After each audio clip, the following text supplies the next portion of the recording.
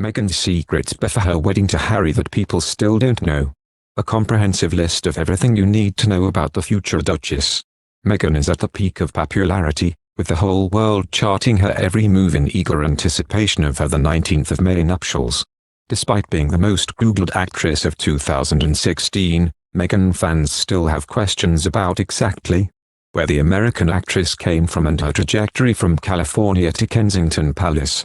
Ahead, a deep dive into the Duchess-to-be's past with 30 fun facts you probably don't know. Meghan grew up attending an all-girls school with a Catholic affiliation. I went to an all-girls Catholic school for like 6 years during the time when kids actually had handwriting class, Meghan explained, alluding to her early love of cursive. The charmingly self-deprecating actress also revealed that her Catholic school days were not at all glamorous. Just picture me with my curly hair and a gap in my teeth and my little school uniform with kids on, and the royal to be recoiled. It's now a pretty well-known fact that Markle's real first name isn't Meghan. Harry's fiancée was actually born Rachel Meghan. But you have to admit, Meghan Markle has a great ring to it. My dad was a lighting director and director of photography for Married, with Children, the actress revealed to Esquire. Every day after school for 10 years, I was on the set of Married, with Children. Which is a really funny and perverse place for a little girl in a Catholic school uniform to grow up. She said, explaining that she was sometimes asked to hide her eyes when scenes got a little too risque. There were a lot of times my dad would say, "Meg, why don't you go and help with the craft services room over there? This is just a little off-color for your 11-year-old eyes." Growing up on a TV set was the perfect learning environment for a young actress. "I will always find my light. No question," Meghan said. "And if I don't, I'll know, because my dad will be the first person to call me and say like, you need to have him bring another 2K in, and why aren't you using this sort of lighting gel? The crew guys know that it's where I grew up." Meghan was an early advocate for women's rights. At the tender age of 11, Meghan was outraged by a commercial that outwardly suggested only women do dishes. So the budding feminist wrote a letter to Procter & Gamble asking them to amend the advertising language. The company agreed.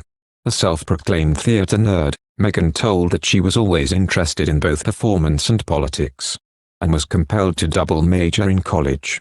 "I knew I wanted to do acting, but I hated the idea of being this cliché girl from LA who decides to be an actress," she explained. "I wanted more than that, and I had always loved politics. So I ended up changing my major completely and double majoring in theater and international relations."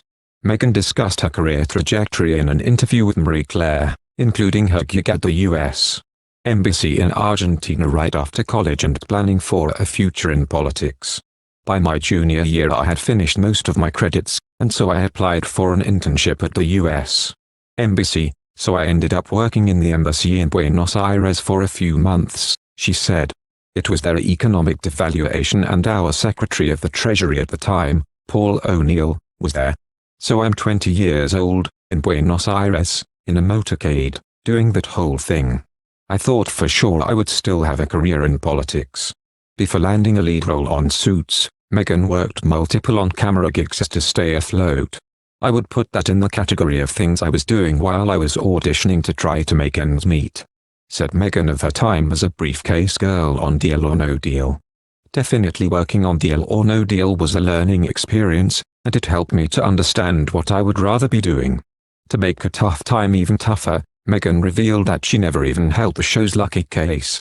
I would end up standing up there forever in these terribly uncomfortable and inexpensive 5-inch heels just waiting for someone to pick my number so I could go and sit down," she explained. "I've always had a propensity for getting the cursive down pretty well," Meghan told Esquire of her incredibly neat penmanship. "I'm glad that in the land of no one seeming to appreciate a handwritten note anymore that I can try to keep that alive."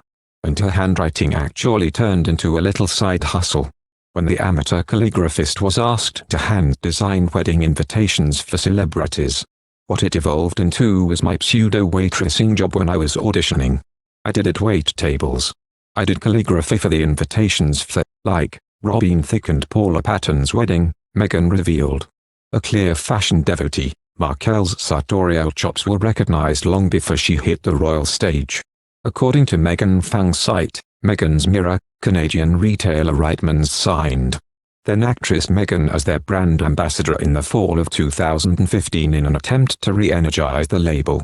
In 2016, the Reitmans brand launched a capsule collection of dresses co-designed by Meghan. Thank you for watching. If you like our video, would you please help us like, share and subscribe our channel. Wish you happy to see our videos. Thank you very much.